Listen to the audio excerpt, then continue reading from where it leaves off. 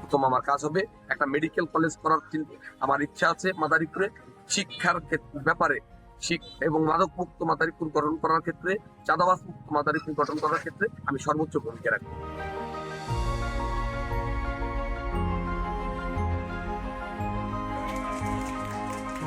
মাদকে কিন্তু মানে কি বলে ভাইরাসের মতো ছড়াই পড়ছে। এটা বন্ধ করব, চাঁদাবাজি বন্ধ করব। আমার দলের মধ্যে কোনো চাঁদাবাজ থাকতে পারবে না। পাশাপাশি যদি নির্বাচিত হইবে না, ওই 2 আসনের মধ্যে কোনো চাঁদাবাজ থাকতে পারবে না।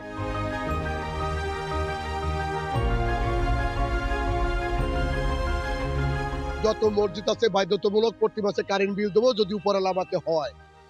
উপরালা আমাকে যদি হয়, প্রতিটা বিলে মাছ ছাড়বো, সাধারণ জনগণ ধরে খেতে পারে। আজকে আমাদের ভিতরে বিলে হাওড় বাউড়ে কোনো মাছ নেই।